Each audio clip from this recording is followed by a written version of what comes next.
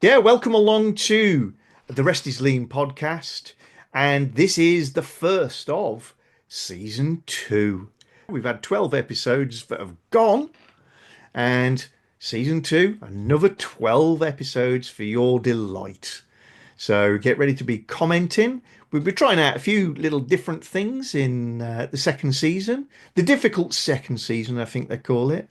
Um, but we'll emerge from this stronger, and season three will be a finely honed thing. But don't skip these episodes. It's very important. Okay, folks. So let's crack on. And I'm John D. And as always, joined by my colleagues. We've got Alan. Alan? Who's Alien? I've been I've got called worse, John. Ian. I've got Alan Lothian, and I've got Russell. He's up there, Russell Hello. Watkins. And we like to ramble about all things lean, continuous improvement, OPEX, business improvement, for your delight and for our pleasure, because the more you talk about this stuff, the more good ideas we all get. So, Russell, what have you been up to this week or this Just a, month? I'll tell you that in a sec, John. Just a quick one. I was explaining to somebody an hour ago that I like doing this podcast because I get to talk with skilled people who think differently to me, so I can still learn. It gets me out of my echo chamber. Anyway, this week, This week. sorry, I just have to find some other skilled people to talk to I was first. Yeah, I going was to say, gonna say. which podcast was that, Ross? This week, working with a couple of businesses, new client, engineering business, transactional mapping. I spent a bit of time trying to work out. I wrote a thought down on this bit of paper, and I can't for the life of me Yeah, read it that's now. it. It's really useful, but I've no idea what it actually says. I've been trying to work it out all week. You Wow. should have been a doctor. All I know is it's gold, but I can't mine it. Um, Gold. and I've picked up my spoon from my granddad's spoon. You might have Oh, seen. yes. Oh, yeah, nice one. I've The picked this. 3D printed spoon. This is the actual spoonage, the original one he Yes. made, but this is the 3D printed one that I've picked up a first Wow. version today. Did you say your dad invented that? Your granddad? My granddad. I think I've got one of them somewhere. No, you haven't. He actually claimed to have invented the rear window wiper as well, but there is no evidence for that. Anyway, that's Yeah. what I've been doing. Right, no. Okay. Well, my dad claimed to have invented Tuesdays, but I didn't believe him. So I've been doing some problem solving. Um, as always, I've not actually been solving the problems, but helping out some guys who have been doing some proper problem solving in some unusual circumstances. So that's been quite good fun. Um, Doing some more stuff in a lab environment and putting in some visual management to try and monitor work to do, work done, whip, all that sort of good stuff. Kind of like high junker boards, but with twists, quite interesting. And doing some online training. Good work. Good man. Good What man. about you, Al? Well, you'll be pleased to know I got back home from holiday in one piece. I'm still here. Okay, Fantastic. which was The great. colour's coming off you nicely as It well. is coming off me now. I did promise you it comes off quite quickly. Yeah. Their complexion, but yeah, no, I had a wonderful time, so that was great. And so, engineering firm on the topic of quality and problem solving. So, doing some root cause analysis, bit of Yeah. AE training. Also, done some work with ADS, so the Yeah. trade organisation within the aerospace industry. Yeah. Helping them with their future strategy. So there's also probably about, I think it's about 40 other different small businesses and small consultancies that were supporting that, which has been fascinating so far. And the last thing is we've just started off a new assignment for a facilities management company over in Redditch. So It's quite interesting when we get plonked in. Well, I'm assuming we all get plonked in to scenarios where we don't understand the product, let's say, too well. And I'm quite good at, I know how to make brake pads, and somebody drops me in somewhere that's making cooling fans. And that doesn't faze me too much because it's manufacturing, it's engineering, it's auto, aero, all those sorts of things. Don't throw me too much. Then I used to get thrown by food activities a little Ah, bit. So apple grading, potato packing, abattoirs, that sort of stuff. Because you really don't know how those things are processed. Maybe in some cases you don't want to know. hmm. But the tools quite quickly take over, and you're what's the right expression? The imposter syndrome. Mhm. Oh, there's a title for an episode, boys. The imposter syndrome goes away quite quickly. But it's some of the transactional environments where I think I struggled with the imposter syndrome for the longest. And that's still only maybe a couple of days, if I'm absolutely honest. Yeah. But before you actually go back and go, no, actually, I It's almost don't know what's going on around me, but I know what tools we need to deploy and I know Yeah. where the issues are. And And you know a fundamental truth, John, and the fundamental truth, like I explained to people who ask, "What do you do?" mm, The fundamental truth is anywhere there's a customer or process and there's value to be delivered, there's stuff stopping it flowing. yeah. Uh, at which point, one of my mates said, "Oh, I've heard of that Kaizen stuff. Isn't that why take two steps forward, but you can take one?" And I said to him, "You're a wise man, but there's a sadness to your wisdom." That's a great comeback. That's I a would I would I would reply to that by saying yes, but sometimes you take two steps forward, more than likely you'll end up taking one step back. Yeah. Whereas if you take one step forward, the chances are you won't have to step backwards. That's right. Yeah, yeah, yeah. yeah. But it was interesting. But um, and you mentioned in facilities, Al. I think we talked about it in the episode where we talked about which jobs are least appreciated, Yeah. or who has the toughest gig. Yeah, And I still maintain facilities because there is nothing to celebrate because their work is hidden. yeah, There is only moaning at them when either the compressed air, the power, or the water's not working. Yeah. Yeah. yeah. Well, do you know what? It's a really interesting point. So we talk about on many occasions about going to Gemba. All right. So two of the days I've had, I've actually spent a day in the life of the engineer. So in the van, early, getting up early doors, long Hmm. days, different clients, um, and the challenges they face from multiple things. From bookies to supermarkets to vets, traveling here, there, and everywhere. Mm. It's quite a thankless task, to be honest. But also, in addition to that, it's actually what goes on behind the scenes in the call centers. There's a huge amount of energy that goes on in the call center, and you do have to be a certain type of person to be able to cope with that on a daily Mm. basis. Mm. Yeah. Because you have got problem. Well, again, we spoke earlier about problem solving. You really do think on the fly Yeah. when you've got so many different clients with so many potential different issues, and you've got to keep them sweet. Mm. Mm. And resolve them. Things like the shutter won't open. So what? Well, that means all my deliveries can't come in, Yeah. or I can't get customers into the business Yeah. or the supermarket.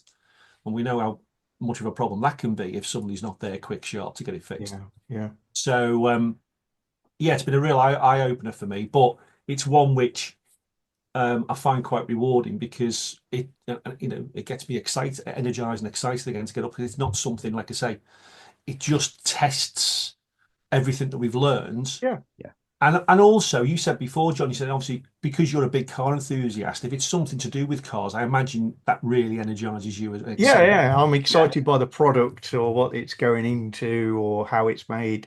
That's another way I get excited. Yeah, I do understand it. I have seen it before, but brum brum. I'm wrong. But the thing is, I've always listened, and I've said this in the previous episode. I've always gone back to. I told you about do you remember when Mixan absolutely destroyed me because I had a preconceived idea because it was in an area, plastic injection molding company, right? And I'd come from a plastic injection molding background, Yeah. right? So I thought straight away, problem solving activity. They got this issue on this center console. I know what the issue is. Yeah. Bum, bum, bum, bum, bum. Go down all the way. Got to Thursday. What a bag of balls that was.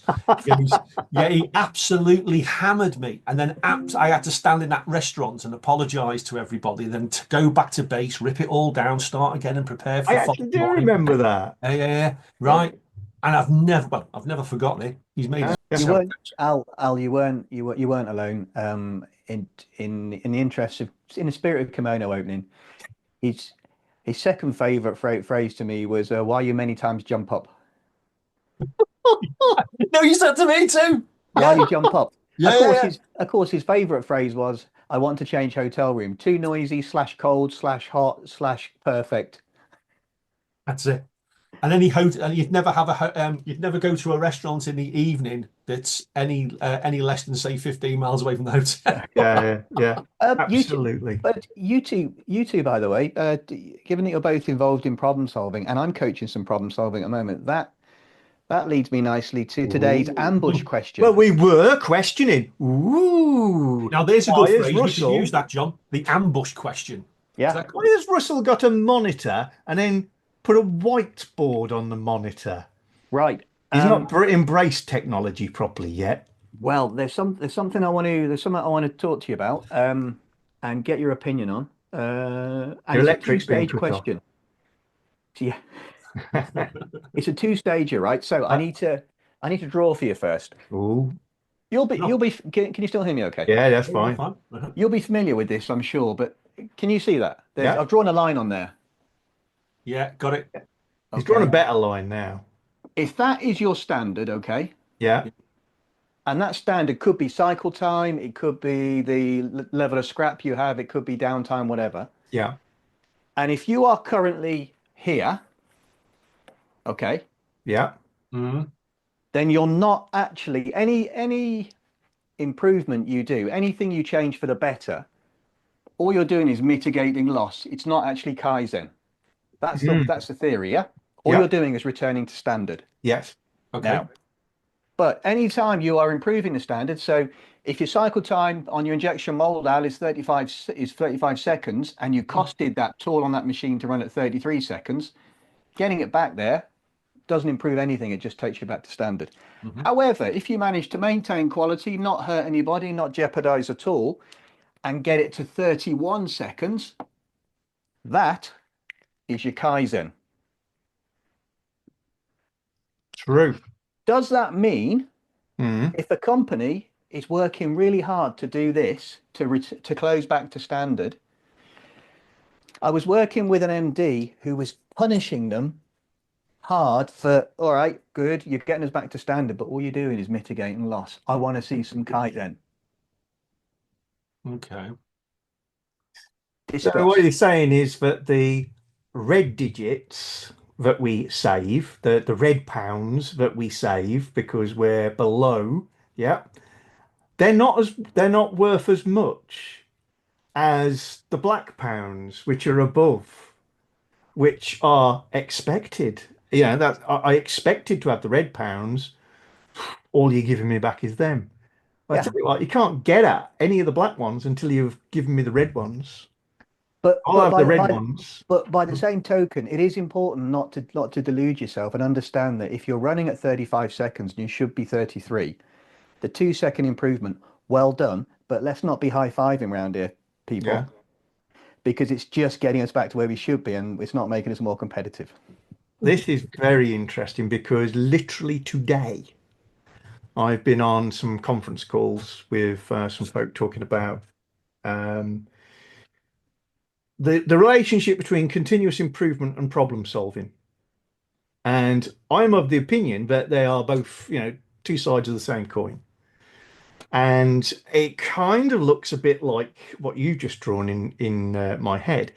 But the phrases that I ended up saying, I didn't know I was going to say this. But afterwards I went, ooh, that was good, John. I didn't know. I didn't know that until you said it. Um, Problem solving is improvements that come and find you. So, uh, Al, the roller blinds won't go up. We can't get the work in. That comes and finds you. So you Mhm. go and do that improvement, and the improvement is to make the door go up or to get it to go up further. And we call that problem solving because it come and found you. Now, if you don't have any problems, we'd go and do continuous improvement. Continuous improvement is problem solving that you go find. and you wander around and you go gemba and you look for problems. And when you find those, you problem solve them. So continuous improvement, problem solving is exactly the same thing. It's just one flavor comes to find you, Yeah, slaps nice you in the phrasing. face. Nice The other phrasing. half is what people go find. John, you're into what Art Smalley calls the four types of problems, which is part two of the question, and I'll come to that in a bit. I've Uh, skipped a sheet. I've skipped a sheet. I don't yeah, know. you skipped ahead. Why you many times jump up? Al, go on.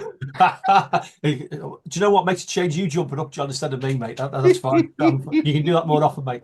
To be honest, the first thing I thought about when you said that, Russ, was the fact that he was punishing them, right? Or berating them, or however he was going about it. Because at the end of the day, if you're at the bottom, your bottom line going from top left to bottom right, Yeah. they lose it. It's a flawed theory, but they're not achieving standard. Therefore, however they've costed it, and I'm going to argue the costing bit I would challenge anyway. But anyway, let's assume they've got that standard. It's below standard. That actually means one of two things. Either if you're going to berate them, you'll have no one to fix it anyway, and you're going to continue making a loss. That's number one, right? And secondly, if it's a quality problem, which means it's below standard, the product is not acceptable, then there's nothing going out the door. So actually, the cost of him, it's the value lost within the business because he can't generate any sales. So why you would want to actually berate people? Frustration. Yeah, yeah, that's probably Frustration, it. Al, because from his perspective, he was talking to his senior team, and I was in the room. This is a stable senior team. The business isn't on fire, Mhm, but they all of their improvement effort is returning to standard. Mm. From his viewpoint, putting myself in his shoes, this is a team that have let standards slip.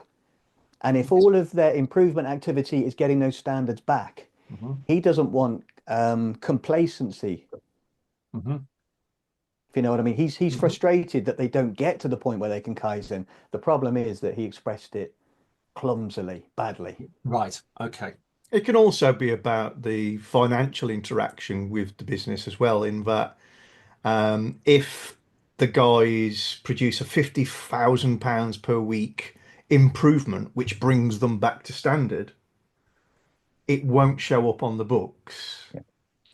If it's a £5,000 improvement that takes them from standard where they were already costed, where there were it was baked into their price, then on the books we've done an amazing thing. When actually the first thing was far more amazing, far more valuable to us. But yeah, Don't it's get me just we start. don't Don't we get me don't. started on that, John. Don't get me started on that. Because if you bring it back to standard, and I'm going to start using the old theory constraint approach there, Yeah. if you're in an area that isn't the constraint, you can bring it back to standard, but you won't see it on the numbers Mm, because you won't be getting any more out you won't get any more out the door. mm, All we're doing is building up work in progress, assuming it's a part. mm. Okay, right? I'd be questioning the cost. Back to the finances. Use an example of a component, right? If the component is not against standard, you can't ship it out the door. Yeah. Okay, because it's not against standard. All right. Unless, of course, you can change the standard. And now we'd always be highlighting, and I've been in many cases with problem solving teams before where they don't challenge the standard, they go Yeah. straight into trying to improve it. Because I've actually been there myself many a Mm. time, and actually gone back to the customer, had a conversation, and actually said, we've had an internal perception that this is what they require. But actually, it's only when you ask them, you say, well, no, that'll be perfectly fine. Yeah. Yeah, well, Okay, it's an agreed, signed off standard. correct, correct. Okay. Now, the second one you mentioned was about a machine. Okay, and you got the costings about per hour. Some of those are irrelevant. No. Not costs per hour, cycle time. Oh, in terms of the cycle time, yeah. But if you improve the cycle time, but if you can improve the cycle time, but you're not, if it's not a constraint, all you're going to do is make parts Oh, quicker and build them into WIP into the next process. Mm. agree, but if you've paid £500,000, agreed 100%. The Yeah. point is, if you paid £500,000 and commissioned a tool to run at 33 seconds, it's running at 35. Mm. That is a problem of some kind somewhere in the Yes. pecking order. Yes. Yes, but may not necessarily be one that they need to be putting out Yeah. to. because everything should be subordinated to the Correct. constraint. Yeah, but Agreed. what's good, and the key point for me is how that manager's gone about it, because it's about generating. You said you've got a stable team. It's if you're going to try and move them to a high performing team, that isn't going to be the way to go about it, is it? Let's be honest. Because if you don't even focus on moving it from below standard to standard, you'll have no one there to do it for you What if because what they'll if that's feel what if that's underappreciated. all you're doing though, Al? What if that's all you're doing and the same team has got it to the point where where we are below standard across the board? So if it's depending on the period of time, my view would be is, well, there's something fundamentally flawed in their approach if that's what they're already doing, because that would suggest that things are consistently slipping back and they're having to recorrect it. And secondly, depending on the time scale, why isn't your finance team, if they're feeling that they can't get it back to standard and they're constantly having to go back to it, why are they costing it as they are? Yeah. Because Yeah, if I they suppose can't there's achieve that costing standard, it's irrelevant. It just wouldn't. They're just playing with numbers. after a certain period of time, if you're achieving 31 rather than 35, then Mm. you have to assume that you've got a cost for it. Yeah. But And if it's that not is through an admission of Kaizen, defeat if we had a history of hitting that better figure, then something has changed and we know there's an opportunity and we also know it's doable. Yeah. Um, we just haven't very thought of interesting. the answer yet that Yeah. keeps it there, if that makes it sense, that makes it stick. I think I don't know if it was the last episode or the episode before that. I can't remember because, like I say, I'd had my gin and tonics then. But is Russell mentioned about when we're looking at a 50-50 split between capital and people. Yeah. Yeah. So, in some cases, when we talk about lean or if we talk about CI, it's small incremental steps. Yeah. But you have that in addition to step changes, which is normally Mm. that's from capital investment, right? But it Mm. may be that through their CI steps, that isn't sufficient to actually hold that or that standard in place, and therefore Yeah. might need a level of investment. Yeah. Yeah, I would say it's a case of rethinking their strategy behind, and it's a case by case basis. well, I think there is a common thread based on my checkered career. There is a common thread here, a golden thread through this about the reason why things don't stay to standard. And it's nothing to do with the people doing the work generally. It's the same reason I have a 5S check sheet in my garage because I have to force myself to surrender to the tedium of doing the same thing all the time. Mhm. Management teams do not, and I've seen this across the world, they do not believe that they should surrender to the tedium of having to do management confirmation, coaching, Yeah. and Kaizen themselves on a regular basis. And by the way, you can't miss a week. Mhm. And yet we expect an operator not to miss a minute, an hour, a day. Yeah. It is a failing to embrace the boring doorway that leads to Monitoring. the joy of Kaizen. Mhm. Which Very means nicely but put. they don't, but that's a fundamental misunderstanding of what makes a good leader to help create a lean culture, isn't it, in the business? Mm. It's a misunderstanding, Yeah. but it's also it's a conscious choice. Yeah. I don't have to do that because I'm a manager now and I put out fires. I'm ready there or I go to meetings. And why should I have to walk around the shop and do this every single day? Mhm.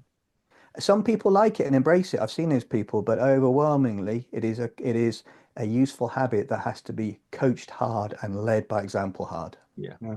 I'm gonna I will say though, I don't think we can tarnish all leaders in with the same brush Of in course not. in the sense of that there are some really, really good leaders out there, but who understand, and that's what's required, but are actually pulled by their leaders, i.e., who probably aren't in the same country. Yeah. So, you're taking time zones and things like that, and they want their meeting, and it will happen at this time. And again, it's back to leader standard work, which is, can be tricky to manage in multiple. And you focus on what you're going to get bollocked on. Correct, And by exactly. and by the way, Al, ask me how successful I am over the past 10 years of doing my 5S check sheet in the garage every week. About as good as me. Patchy. It's patchy. Patchy at best. Do you know what I did in the end, Russ? Go on. I converted my garage into another living room. Can I? That's a good move. Can I? I I did sold it. change, so I changed the standard. Well, I changed the purpose of the room. Well, Can I take you on to part two of the question? go for Yes, it. please, please. Loving it. So part two of the question is really interesting, and I'm going to explain Art Smalley's thinking. And I think we've mentioned Art Smalley before. He was the first well, he was a very early non-Japanese cacho boss in Toyota Japan. He has codified 4 types of problem-solving skill. Okay. Okay. Okay, and Don't think I'm familiar with this. This is going to I be. agree with them. 2 of them are about returning to normal, returning to standard. Yeah. 2 of them are about improving the standard. Okay. Mm-hmm. The first skill that somebody has to have, and I'm going to tell you the 4, but first I'll tell you the question, which is it's a stupid question. I'm sorry, gents. Which is the most important, or should you do first? Okay. The first skill is troubleshooting. So a team leader on the shop or a cell leader should be able to troubleshoot to get something back working fairly rapidly. So there is a troubleshooting skill. Yeah. Initially. Then there is a gap to standard skill. My scrap is currently 1.5% and it should be 1.2%. Mm-hmm. Okay. Then there is then on the top half, on the improving the standard, there is a target setting type of problem, which is as a business, we need to improve. And on the Hoshin, the improvement plan for the year, I need to improve that 1.3% to 1% for us to improve the business. And then the fourth one, the final type of problem to solve is your open-ended innovation one. We need to step change, Kaikaku step change in innovation to open this market up. Yeah. So 4 of them, 2 to return to standard and 2 to improve the business. Okay. Are they all as important? Which one goes first? What do you think? Very interesting. I think I would start with return to standard if we can assume that the standard has ever been constantly hit. Say more. So, I mean, in my flavors of improvement and problem solving, as I said, I think you've got problems come find you, the disasters, the acute, the now, they come find you and you go do your problem solving on that. That's great. There's the let's go find, which is opportunities that we see and we go after, and it's Kaizen, but it's still problem solving. There is a third flavor in my head, which I would call invention. And invention, Kaizen, invention, problem solving, invention being closest to Kaikaku is we've got an increasing number of returns from our customer for surface finish. And when we look into it, what we discover is our surface finish has not changed. What's changed is they've got a better bit of kit for measuring it now, or they're getting more fussy, but whoops, they are being fussy about something we all promised we'd do, and now they can see the gap. So we've never been able to do it. That's invention. That's Kaikaku. And I think that's a subtly different way of improving things. Polishing what you've got won't necessarily take you there. It might, but we may have to use an entirely different process, come up with something new. So I think to answer your question, I think number 1 would be return to standard, because probably big swing, and theoretically we know how to do that. Something's changed. Well, so we should have all the answers. Except, John, there are 2 types there. The first type is troubleshooting, and you know as well as I do that some people will take a machine to pieces before they'll check it's plugged in. Yes, yeah, and unfortunately that's me.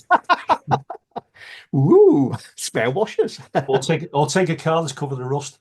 Yes. Yeah. Some of us just enjoy picking the scabs and finding other stuff rather than stick with the problem we actually have and go for the easiest, smallest maneuvers first. But yeah, ooh, interesting question. What do you think, Al?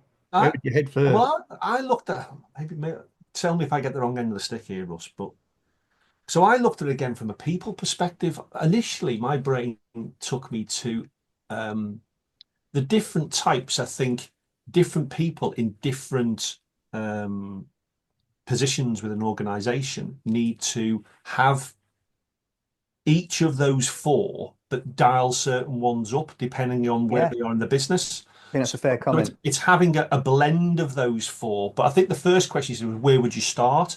Mm, So I suppose where I'm coming from, I'm thinking of well, everybody will start with a one in a sense of the troubleshoot.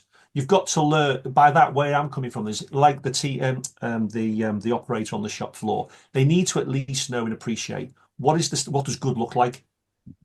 Yeah, they know the standard. They know that what they've currently got in front of them either is good or bad. Okay. And they can rectify something quickly in the sense of they can put at least a corrective action in place, hmm right? As not necessarily the preventative at that stage, but they can correct it and actually um, uh, stop the flow, stem the flow, Mm. right? Whereas you go to the other extreme where you're looking at innovation, where I probably would pigeonhole the likes of your engineering departments, who generally seem to be the more creative types. hmm Because not every, I'm one of them. I'm not, I wouldn't consider myself to be a particularly creative type. hmm Okay, so that probably Mm. would be my development need. I mean, if you talk to a lot of people who work with me, they'd probably say all four would be my development need, to be honest with you.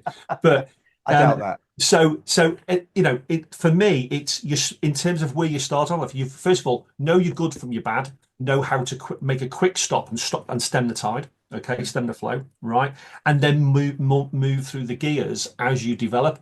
And I was just thinking about it from a skills perspective. Obviously, when you're promoting people and developing people through an organization, that's a really good concept that you've thought about there, Russ, in terms of those I, four key I, points. I didn't think it up. I learned return to standard from my work with Toyota Group, and it's Art Smalley has come up with those four types. So Yeah, if you're after the parentage of this, Art Smalley, smart Art thinking. Smalley. But if that's really good to think about when you're looking at a skill set on a skills matrix around problem solving, is then Yes. split that down into four areas. Mm, Yeah. Agree. Yeah. absolutely. So that's a really good one. The target one's an interesting one. I'm still racking my brains on that. I mean, because I've actually been in that. There's a lot of thought has to go into the planning and preparation for that. Because obviously being in my leadership roles in the past, I've had nothing but meeting general targets on safety, quality, cost, and delivery. So, it's knowing how do you then share that with a team to tackle that because quite simply if we talk quality and going from 1.3 to 1.1%, Mm, then it can maybe slightly easier if you're making the same widget for the same clients, but how mm. many businesses do that? You've got multiple widgets, multiple clients, multiple different standards. You've But then got you, to start but you using your probably, data analysis to help you create the framework on how you're going to yeah. Well, it attack it. depends. It depends how you Pareto it, doesn't it? So if you at some point you're going to need 80/20 Pareto thinking against real data. But even if you've got different products against different customers, different standards, you probably have a pretty constant process technology. You are using a number of steps Yes. that for Yeah. which there are a number of usual failure modes, Hmm. if you know what I mean. Yeah. So, Yeah. Yeah. I that's why job shops are always interesting because they swear blind. Everything we do is different, and you say yes, it looks different, but actually, Let's open see your that. tool cupboard. What tools you got in there? Because they That's tell you it. what, they're all about. Apparently, it's all glue guns and holes. Yeah.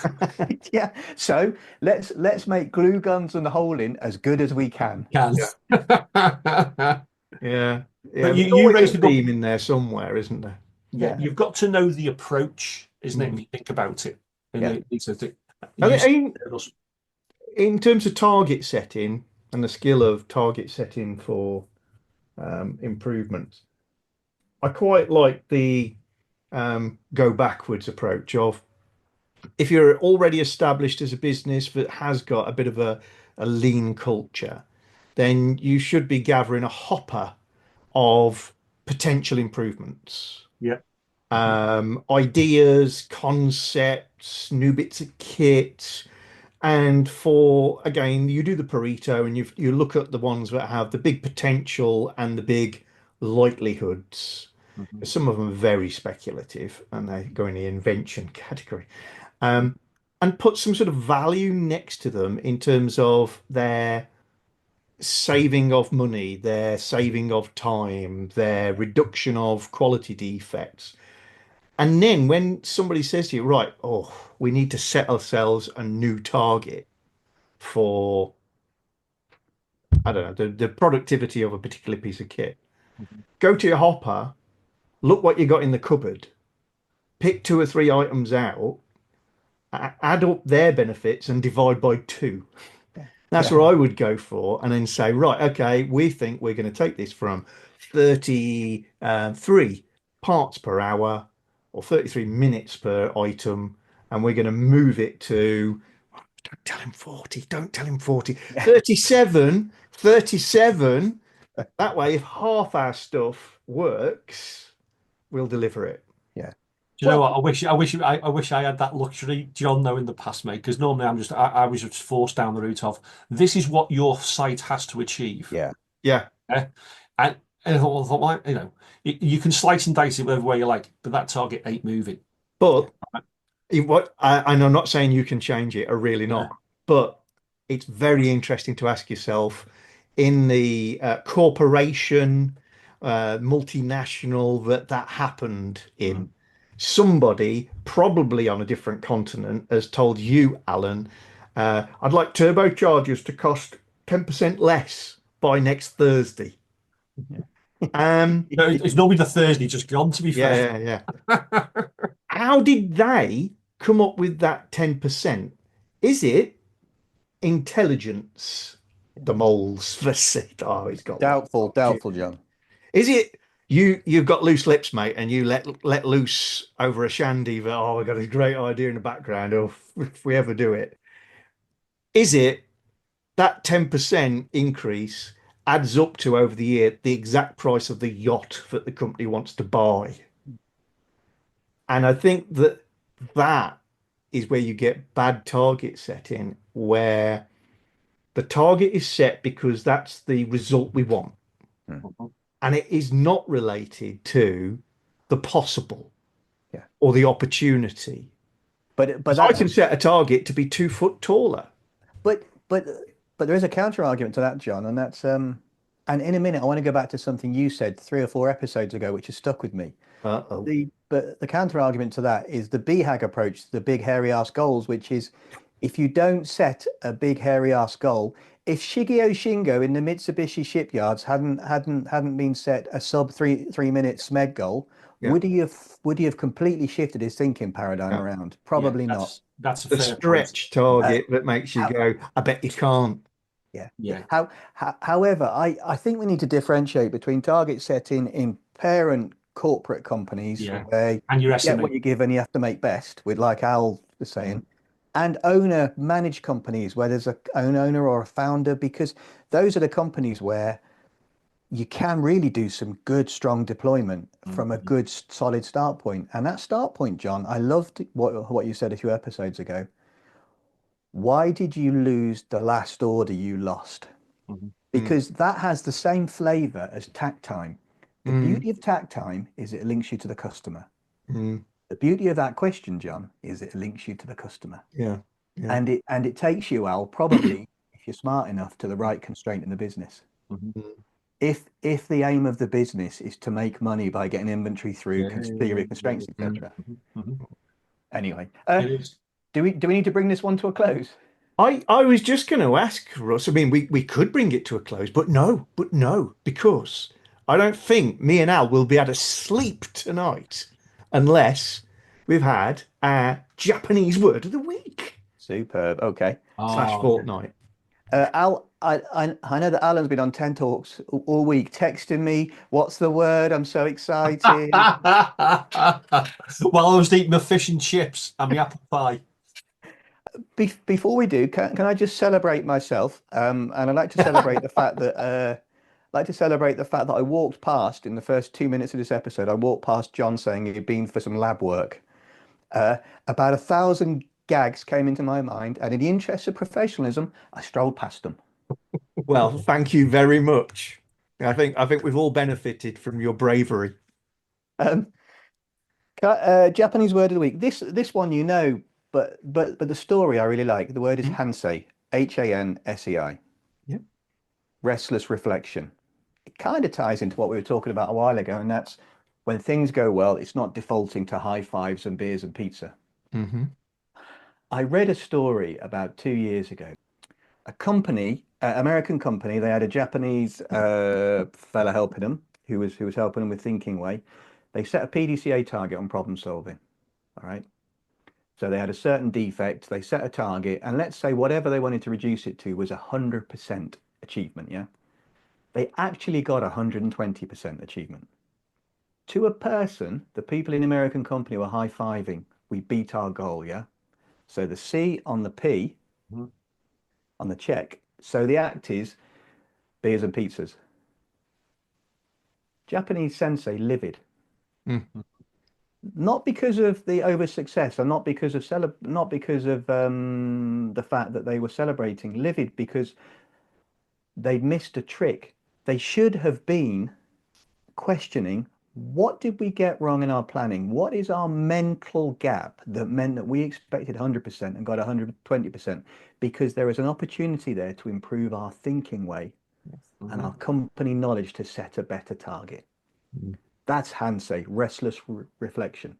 The problem is, it's a very, very tiring way to live. I like that. I literally was going to say to you, is that a bit like insomnia? If you think about it, because you wake up, how many times do we wake up and go? I mean, I'll be honest with you, I'm doing it now with this. Podcast, you bored, Al? No, no. With the activity I was telling you about the facilities management one, because it's new and I'm challenging, and Yeah. and I'll wake up at like 4 or 5 o'clock in the morning, feel fine, Yeah. but it's wearing in the brain. Yeah. Yeah, which is Just good. just write better than that. Yeah. Everybody, please write in if you can A, read, and B, decipher what it is that Russell is thinking about, because Where did Russell will be very, very grateful. where did you take it, Ross? When did you write it down? Do you know? I've no idea, but I wrote it a couple of weeks ago. It's gold, Al, and Alan once again is offering £150 worth of Harvester gift vouchers. Well, thank you so much, everybody, for joining us again for our podcast. As always, if you want to get in touch, then the quickest, easiest way, if you're watching on YouTube, put a comment below the video. Tell us what you think of what we just said. Be kind. Ask any questions you like. We love to see them. If you're listening on various podcasts, then you can approach us via the email. The rest is lean at Gmail.com. gmail.com. But yeah, thanks for joining us, and we'll see you again real soon. See you soon, Cheerio. everyone. Take Bye. care. Bye now.